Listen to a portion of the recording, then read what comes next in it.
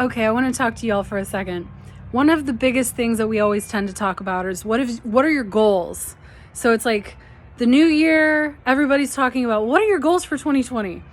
One of the easiest ways to think about what your goals for the new year should be is to take a look back at where you've been in the past and to find the gaps, find the pain points, find what's not been working. So if it's in your personal life, that's one type of scan. If it's within your organization or your business, that's another type of scan.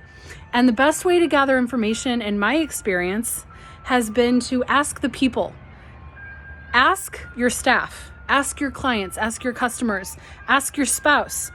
If you're trying to do a scan of what's working or not working in your relationship, talk to your spouse. If it's a matter of, your processes or your systems within your company or your culture or your people within your company, ask your people. So I'm a little bit flustered because right now I just got off the phone with a client and they are trying to figure out how to improve their company culture. And what they say they want to do is create more positivity in their culture. So what we are talking about doing is creating a staff survey. That's it. You don't have to reinvent the wheel.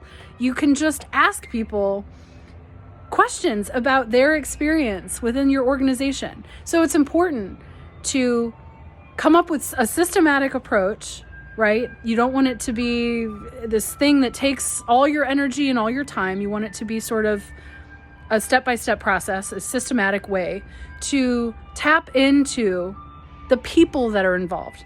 It's always about the people. Remember that. It's always about the people, whether it's your clients, your customers, your staff, always the people. So tap into your people, ask them what their feedback is as far as the areas that you need to improve. Focus on company culture, processes, systems, communication, things like that. And if you need help designing surveys and assessments, there's tons of free online resources. Number one, you don't need to hire me or a coach to do this. You can just Google and find something. But if you want to outsource it, I'm happy to private message you. I'm happy to shoot you over some materials that I've created for other clients. And we can just kind of talk about it. But get that information. That is what is going to guide you. Start with what hasn't been working, and that will propel you forward in a much more positive direction. I know that's vague, but hopefully it helps.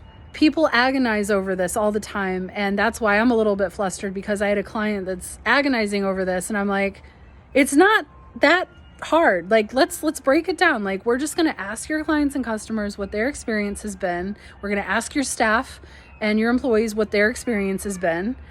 And then we're going to get the responses. And the responses are going to guide us forward. That's the information that's going to be valuable as you move forward and create your plan. So before you even think about, well, what are your goals for 2020? Look back at 2019. Ask yourself, well, what were the things that were maybe not working as well as I want them to, right? And go from there. Find the gaps first and go from there. So I love you guys.